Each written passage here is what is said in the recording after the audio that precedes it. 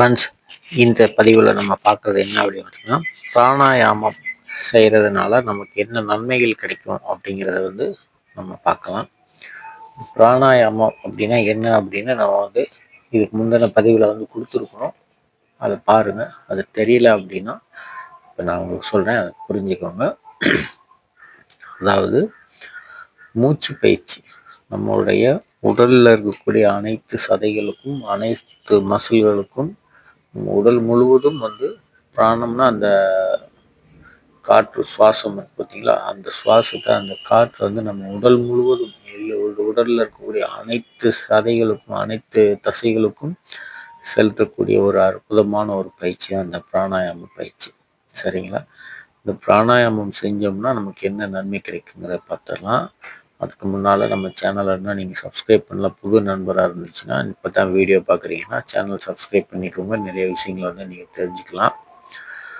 இந்த பயிற்சி நம்ம ரெகுலராக பண்ணணுங்க. டெய்லி நம்ம கொஞ்சம் நேரம் செய்யணும். அதாவது ரொம்ப நேரம் 1 மணி நேரம் 2 மணி நேரம் செய்யணுமா அப்படின்னு இல்லை. டெய்லி நீங்கள் ஆரம்பத்தில் ஒரு 5 நிமிடத்துலேருந்து ஆரம்பிக்கலாம். 5 நிமிடம் 10 நிமிடத்துலேருந்து ஆரம்பிக்கலாம்.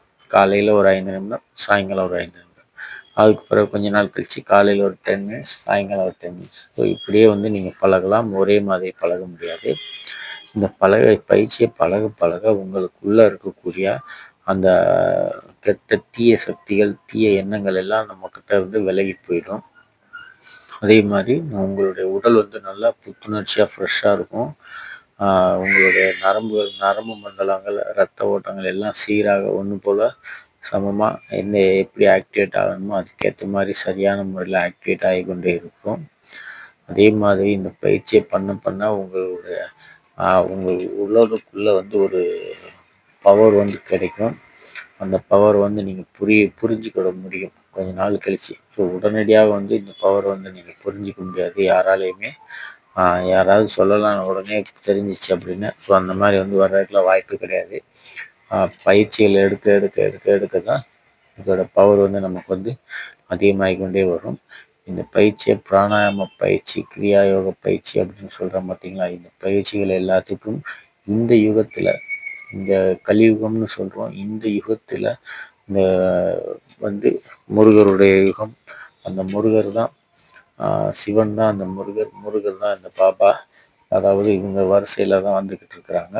ஸோ அவர் இந்த பயிற்சி நம்ம எல்லாம் கற்றுக்கணும் அப்படின்னு சொல்லி இந்த யுகத்தில் கொடுத்தவர் தான் நம்ம பாபாஜி அவர்கள்.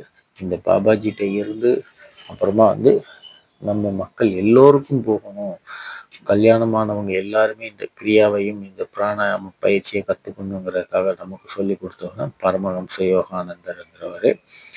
இந்த பயிற்சி உங்களுக்கு புரிஞ்சுக்குன்னு நினைக்க, உங்கள் உடல் புத்துணர்ச்சி, ஆரோக்கியம், மன தைரியம் எல்லாமே கொடுக்கக்கூடிய ஒரு அற்புதமான ஒரு பிராணாயாம பயிற்சி. இது பண்ணுங்கள். நல்ல வாழ்க்கையில் சந்தோஷமாக மகிழ்ச்சியாக இருங்க. இன்னும் இதை பற்றி உங்களுக்கு வேறு டீட்டெயில் அடுத்த ஒரு பதிவில் நான் உங்களுக்கு கொடுக்குறேன். ஸோ நிறையா நம்ம தெரிஞ்சுக்கலாம் ஸ்பிரிச்சுவலை பற்றி. நம்ம ஸ்பிரிச்சுவல் வைப் சப்போர்ட் பண்ணுங்கள் நண்பர்களே. வீடியோ பார்த்த அனைவருக்கும் நன்றி, வணக்கம். மீண்டும் சந்திப்போம். நன்றி.